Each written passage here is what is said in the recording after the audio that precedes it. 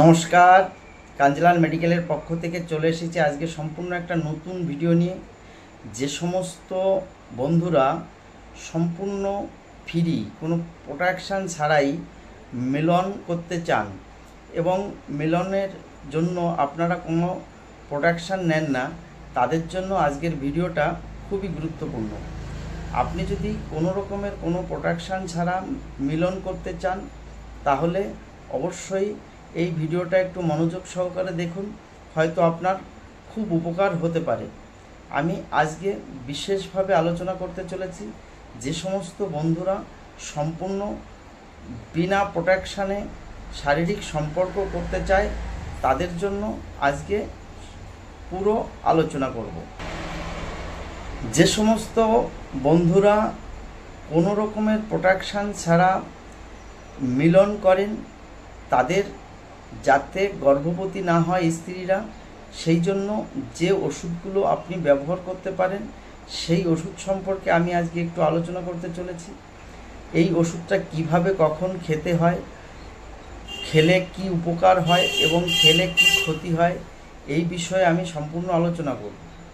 সর্বপ্রথম বলতে চাই আপনি যে কোনো কোম্পানির একটা পিল খেতে পারেন, সেটা অ্যাক্রোজ হতে পারে, মালাডি হতে পারে, অথবা আনওয়ান্টেড 21 ডেজ হতে পারে।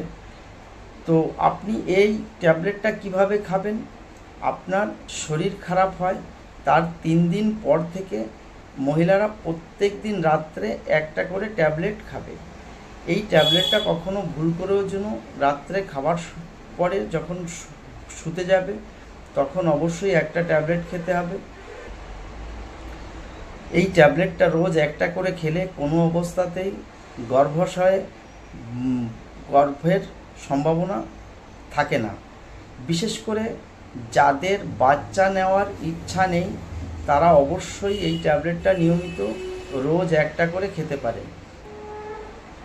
যে সমস্ত বন্ধুদের খুব শিগগিরই বিবাহ হয়েছে কিন্তু এখনও কোনো বাচ্চা নেয়নি, তাদের এই ওষুধটা নিয়মিত খাওয়া উচিত নয়।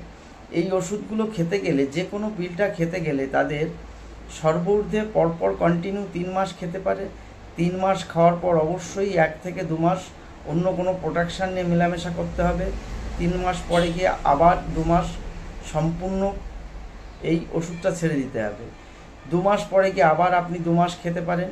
এইভাবে খেতে হয়, না হলে আপনার পরবর্তীতে বাচ্চা নেওয়ার সমস্যা হতে পারে।